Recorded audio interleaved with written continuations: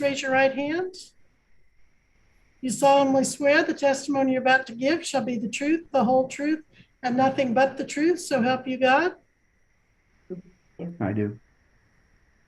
Okay, I didn't hear the ladies. Oh, I do. And Miss. I do. Sorry. Okay, thank I you. think I hit something Right. over here. You may lower your hands. All right, Miss Schuster, you are suing the Bains for, what is that? I can't make out that word, theft of deposit, Yes. trespassing, entering your home twice without written notice, police reports, 3, fraud and extortion. Said he raised rent November 21st and I did not comply, and you're seeking $4,000. So tell me what this is all about. I don't understand it in detail. I kind of get a general picture, but what's going on? In October, the first week, he came over to fix my bathroom. Excuse me just a minute. So are you renting property from the Bains? I was. And where was this property located? 211 North Orchard here in El Dorado. 211 North Orchard. That's not your address anymore? No. Is that your address on the charging document? No, it's my P.O. Box 708 here in El Dorado. Okay, all right, go ahead. So you're renting this property. And the first weekend, he came over to fix the bathroom. And then a few days later, he called me, wanted to talk to me and said that he was semi-retiring and wanted to sell the property. So he said I had until the end of February. So I said, okay, not a problem. I'll get right on it. And so I was in the process of trying to locate a place to rent and whatnot. And then a week before Thanksgiving, my daughter and I were going to see my mom for Thanksgiving because my daughter was working for the sheriff's department. So she had to work Thanksgiving. So we were going the week before. And 2 days before we were leaving, he calls me and tells me he wanted me out by February 1st because he had big plans for the house. So that kind of took away a month away from me. So I'm sitting here, frantically trying to find a place. So in the meantime, on Thursday, I was cleaning out my house, getting everything into the storage units. I left my camera in there. So I got a picture of him coming into my house Thursday night.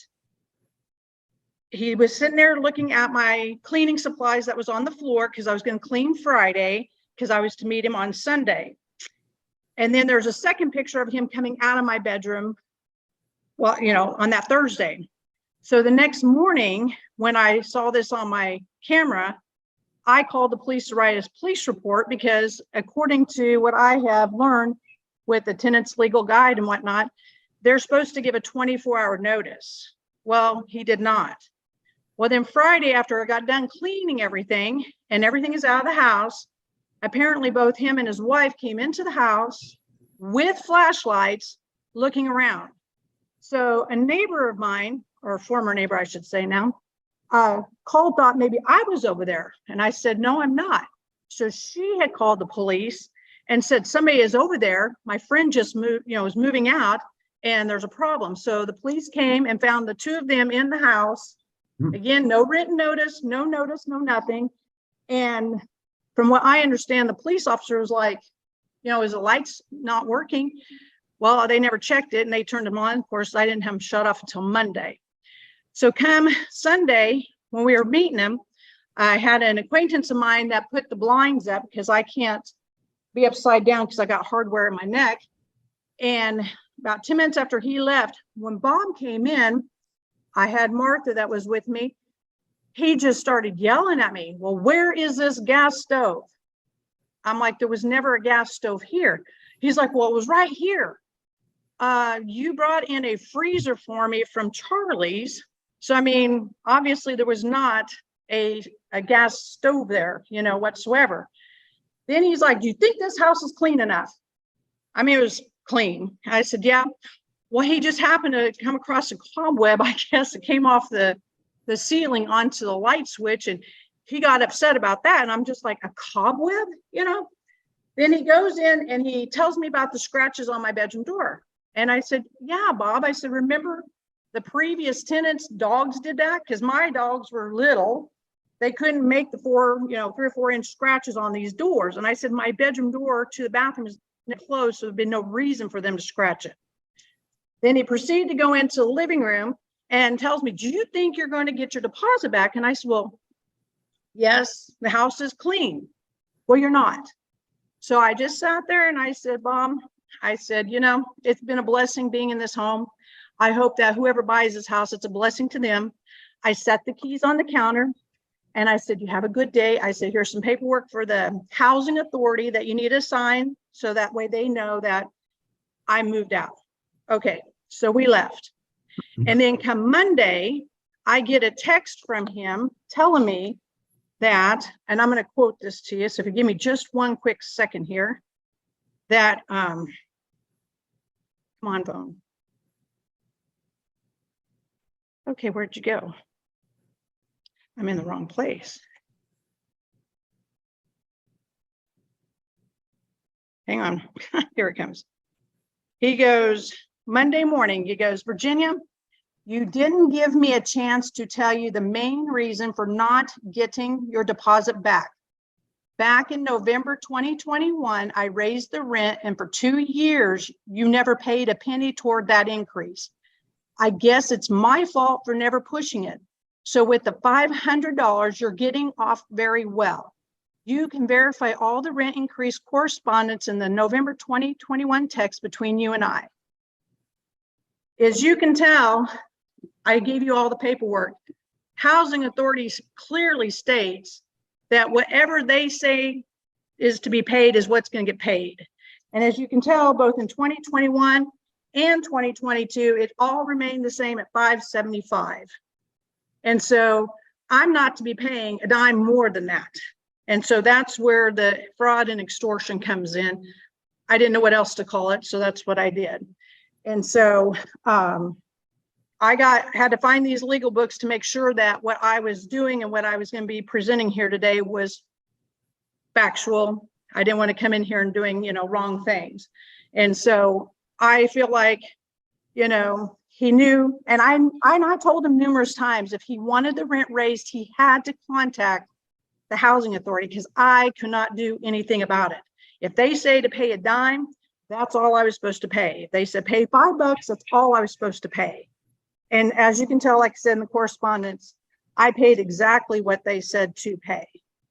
Okay. All right. Who's going to speak primarily for the Baines? Yes, I'll be speaking. Okay, go ahead, please. Okay, I'll just address these as they're listed here. As far as theft of deposit, in our term of lease agreement, it says that the rental property should be returned in the same condition as it was initially rented.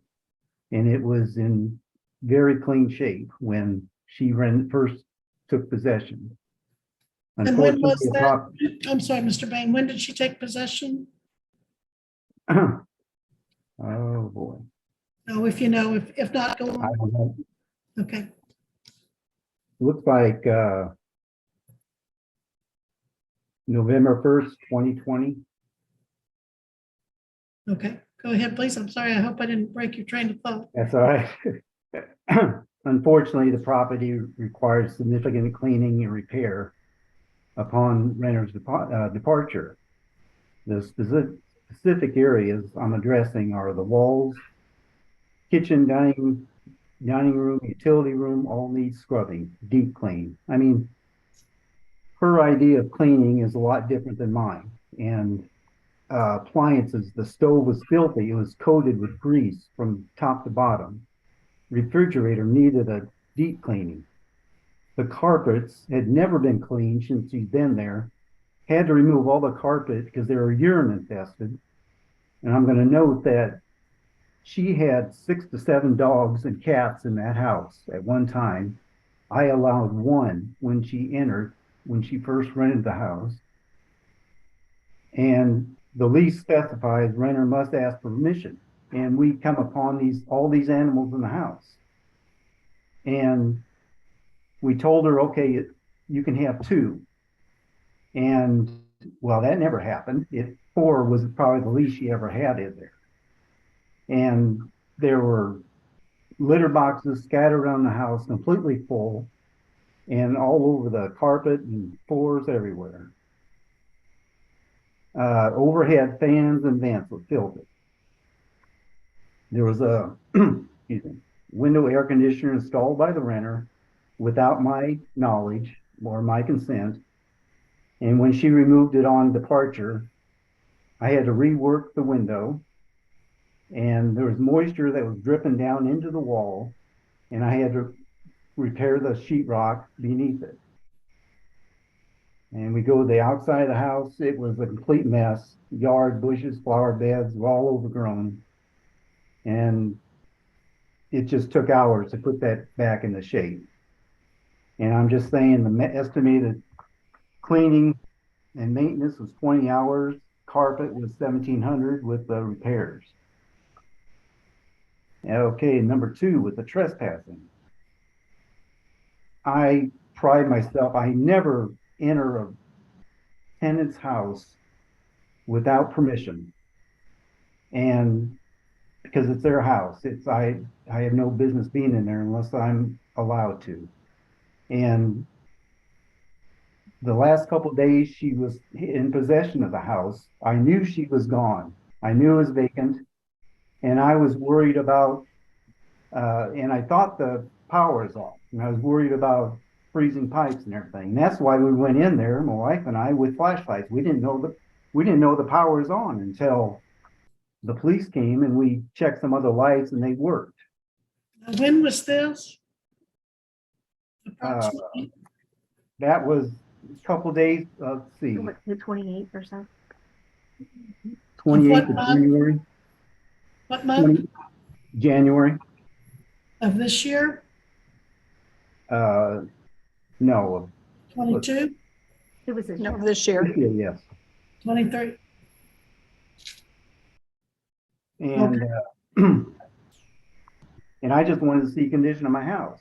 I knew she wasn't living there at the time, and I would not have gone in if she was there, of course. Fraud and extortion. I first gave her a notice of rent increase 7/9/2019, not 2021. She acknowledged the increase but never paid it. And to be honest, I didn't know that the housing authority had to be contacted for all this until the last days. But after a couple of months, she told me that she was looking for another place to rent. So I didn't even pursue an increase in rent. I just thought I was being good about that. After that, I didn't pursue, or I believed that I thought she was moving out. And her multiple attempts to secure another rental all failed for some reason or another. When COVID hit, of course, there's no properties out there to be found. So she quit pursuing a rental. And I just thought it'd be a big hardship on her to try to enforce that. And then November 2022, advised renter is planning to sell the house and gave her 3 months. And I don't understand why I'm being sued for a rent increase that I never received or even attempted to collect. And I'm not sure why she's doing this, but I'm there within a day of fixing anything that she had a problem with the whole time. And just didn't know there was a problem, but we just have different ideas on cleanliness of the house too. I do have Hang on, Ms. a, Schuster, hang on, Ms. Schuster, did you have 6 or 7 dogs at a time in the house? no, I came in with my service dog, Annabelle and Tico. And then I had 2 cats, and then Shelby, my daughter, she had 2 cats. And the time, right, yeah, we had the 4 cats and the 2 dogs. And I think the time he was talking about, I was actually babysitting 2 of my friends' cats because they were going out on a cruise, wasn't it? I think it was a cruise they were going on. And they asked me, they actually went on 2 that month and asked me if I could watch their cats. And that's when they came in and saw all these animals. But I Okay. had 2 cats. Shelby had 2 cats. Go ahead. I'm sorry. Is that Shelby that keeps kind of coaching you there? Oh, yeah, she's over here. I'm just making sure I was telling the right story. Let's not have that. Oh, okay. Can I speak? Well, who? Ms. Linda, Bain? Linda Sure. Bain. Sure, go ahead. Okay, so when we found all the animals in the house and we, she had been told that she could have the dog. And there was, the litter boxes were so full and overflowing with cats. We gave her there, and I'm sure that, Judge, I'm sure you're familiar with this. It's the 1430 form that says you either fix this within 14 days or you have 30 days to get out. We presented that to her. She came to my office. I presented that to her. And I said, okay, you can have 1 dog, 1 cat. Well, which one do you want me to kill? Said, no, you can have 1 dog, 1 cat. That's what we're doing. Your lease said 1 dog, you can have 1 dog, 1 cat. We gave her the 14 days to remedy that. And she said that one of her cats, James, was dying. So I said, you choose 1 dog, 1 cat. That didn't happen. She might have gotten rid of 1 of each. Yeah. But there were always multiple animals in there, not just 1 dog and 1 cat.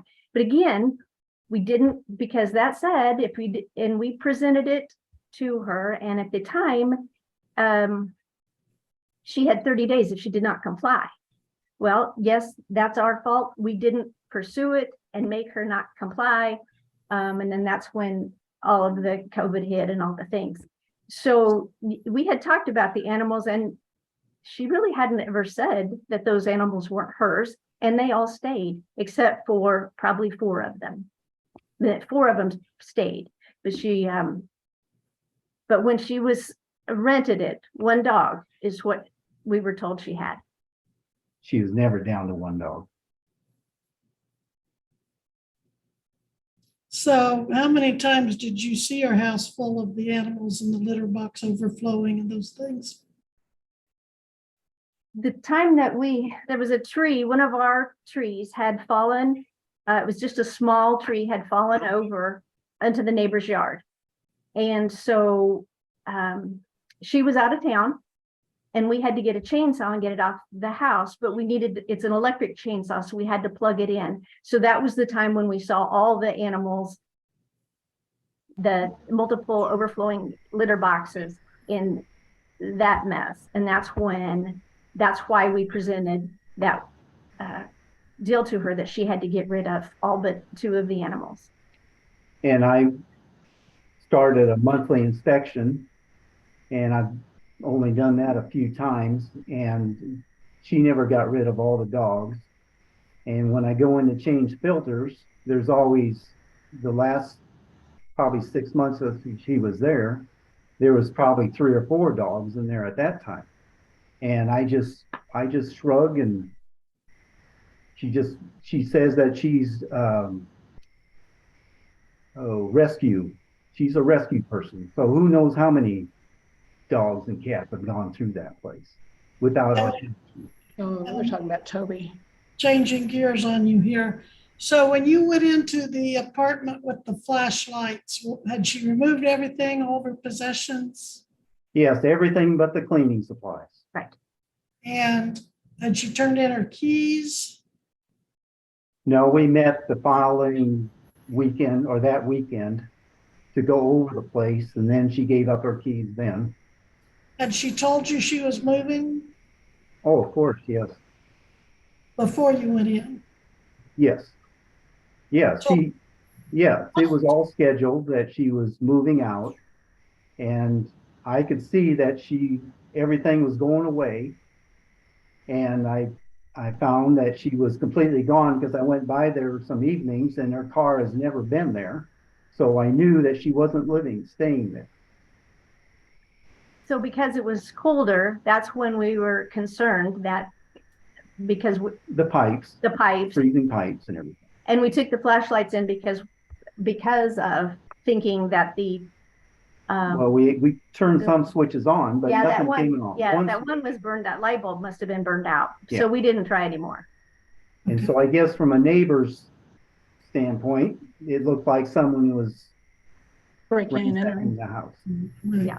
And the Okay. neighbor said that she knew that nobody lived there. It was in the police report that she had told the police, no one lives there. And I see lights inside the house. So even the neighbor knew that she didn't live there.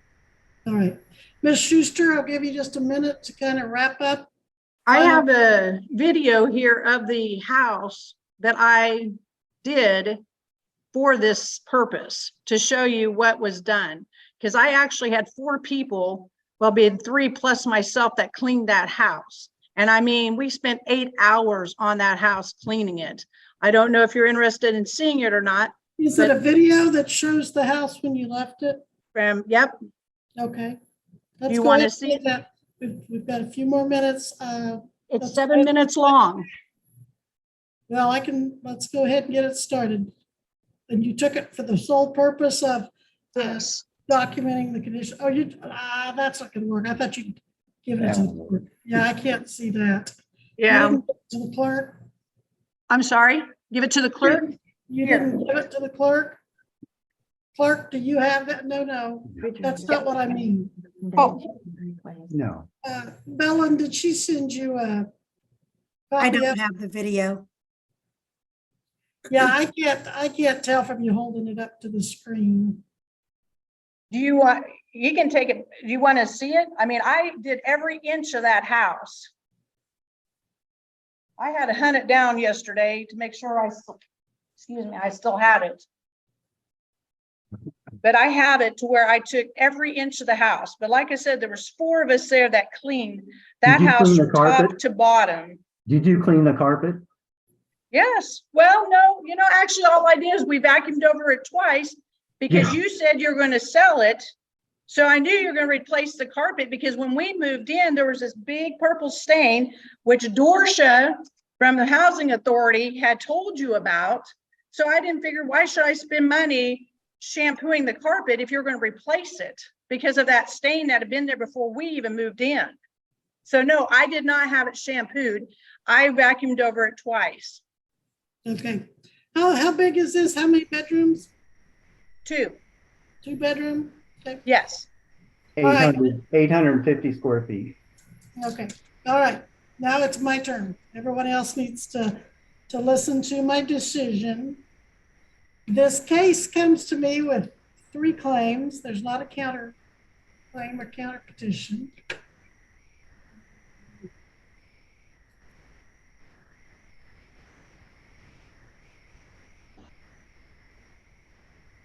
Okay, I'm going to start in reverse.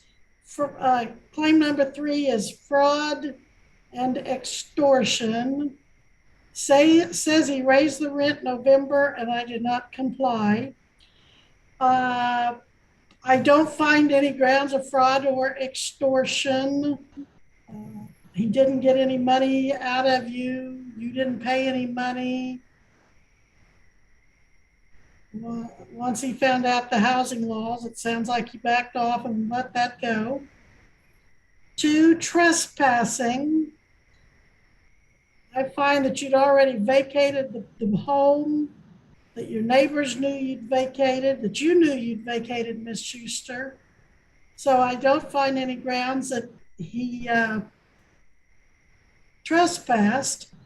Now, there's criminal trespass, and if you want to take that up and see if the police disagree with me, they can do that. But it looks like you've probably already done that, and it didn't materialize into a criminal trespass either. So then there comes theft of deposit. And that's, I don't know that it's actually a theft case. It's just a typical contract disagreement that landlords and tenants often get into on these kind of cases. So as I understand it, $500 was put down for deposit, and that Ms. Schuster did keep up to 6 animals in this house at a time. That I find it credible that there were times when the cat box was running over with cat feces I find it easy to believe that these rescue dogs could have very easily and did urinate on the carpet. So with the value of the carpet having to be replaced, I think it far exceeds the 500 or the $500 deposit. So I am in this case denying the claim, finding in favor of the defendants. But Ms. Schuster, you can appeal my decision. You have up to 14 days to file my decision. Okay. So if there's nothing further, we will be in recess at this time and you all can go. Thank you. Thank you. Thank you, Your Honor.